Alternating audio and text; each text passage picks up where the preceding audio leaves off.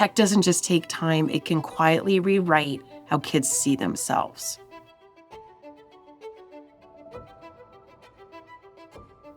Hey friends, and welcome back to our Conversation Book Club. In the last few chapters, we've explored why technology can be so tricky for kids and us.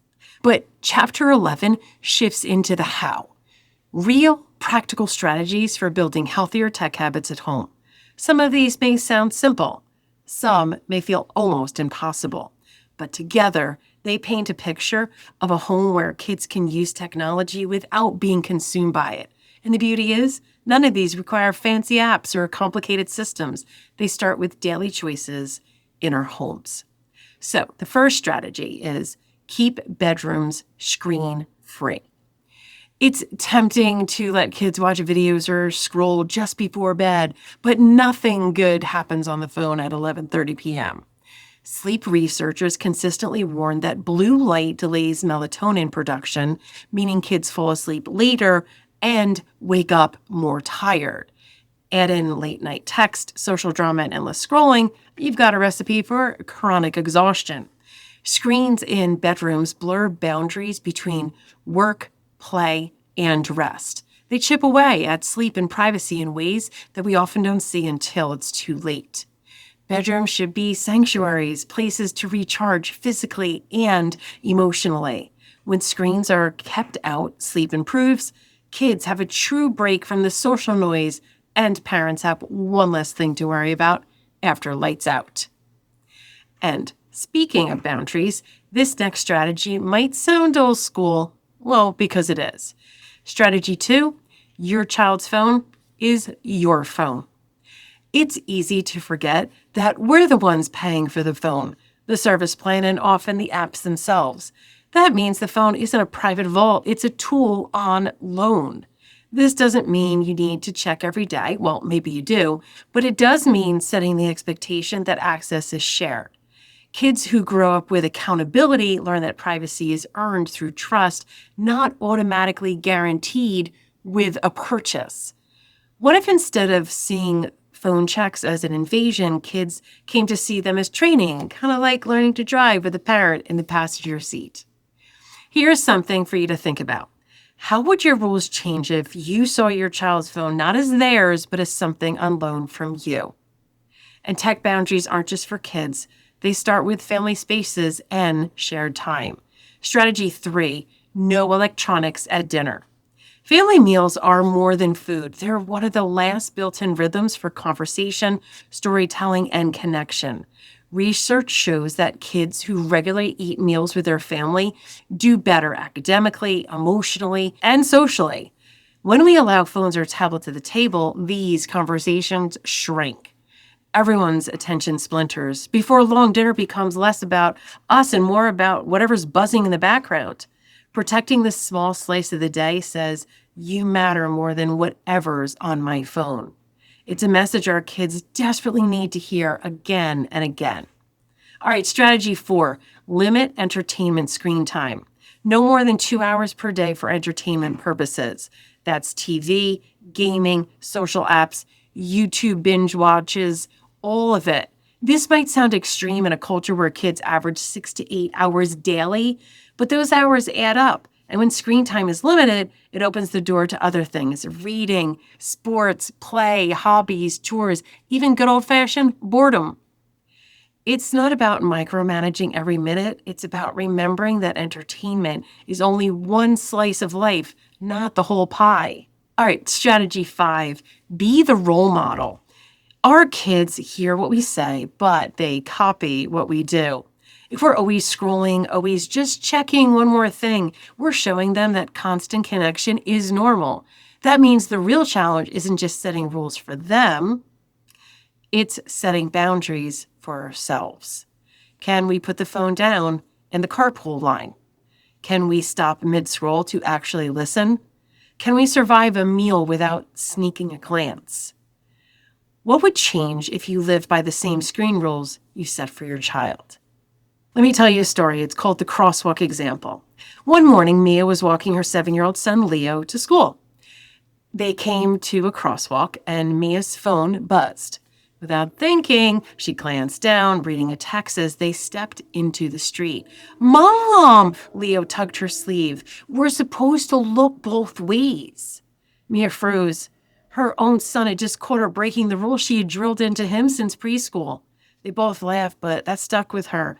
Kids notice everything. And so here's the lesson. If we want our kids to live out certain values, the quickest way is to live them ourselves. They're always watching, even when we think they're not. So here's some things to think about. What's one habit you want your child to copy from you? And what's one habit you hope they don't copy? And that modeling matters because what's really at stake here isn't just habits, it's identity. So Kersting says on page 183, technology addiction, like drug addiction, strips children of their identity. Without knowing it, their thoughts begin to control them rather than the other way around. When kids spend hours each day immersed in curated feeds, they begin measuring themselves by impossible standards. Their sense of worth becomes tied to likes, streaks, and online validation. Over time, they risk losing touch with who they are apart from a screen. Our kids need reminders that their identity is not digital, it's relational. It's built in the real world through experiences, challenges, friendships, and choices. Past generations had their struggles, but they didn't have an algorithm shaping what they saw, thought, and valued 24/7. Tech doesn't just take time, it can quietly rewrite how kids see themselves. Now, on page 184, Kersting said, if seeds of gossip, fear, and comparison are planted, the crop will be weak. If seeds of power, optimism, and hope are planted, the mind will be resilient. This image of a mental garden is so helpful because the soil of a child's mind is fertile. Whatever gets planted, encouragement or comparison, gossip or hope, will grow. The question isn't whether seeds are being planted. The question is, which ones? Our kids' mental gardens grow what we water. The voices they hear from us, their friends, and their feeds becomes the story they believe. We can't filter the whole world, but we can be a steady source of hope. And sometimes that hope comes in the form of boredom. Kersting says on page 189, boredom is the mental fertilizer the mind so desperately needs. Most children have never experienced it. Boredom isn't wasted time, it's the space where creativity is born. Some of history's greatest thinkers credited wandering time as the birthplace of their best ideas. Yet today, many kids panic at the first sign of silence, grabbing a device before the imagination even has a chance to stir. Letting kids get bored might feel uncomfortable, but it's a gift. It teaches them that their own mind can entertain, invent, and explore. No app required. When kids never get bored, they never have to invent, imagine, or push through that uncomfortable "what now" moment. Boredom is a blank page where creativity begins. So let me tell you another story. It's called The Empty Saturday. Maya came downstairs one Saturday ready to watch cartoons, but the TV was mysteriously unplugged. Her mom told her, "We're having a no-screen morning." Maya groaned. She wondered. She complained. She even lay on the floor dramatically. But an hour later, she was building a blanket fort in the living room. By lunch, she had drawn a map of Fort Awesome and was creating tickets for her parents to visit. That fort stayed up for 3 days. And here's the lesson. Boredom isn't the enemy. It's the invitation to create something that didn't exist before. And here are some questions you can ask your kids. When was the last time you felt bored? And what did you end up doing? What's something fun you've made up when you had nothing to do? Kersting shares 3 tools for helping kids break the tech obsession. The first one, mindfulness. Noticing thoughts without reacting instantly. For kids, this could be as simple as pausing to take 3 deep breaths before checking a notification. Number 2, visualization. Imagining calming or creative images like picturing a flower opening or shooting baskets.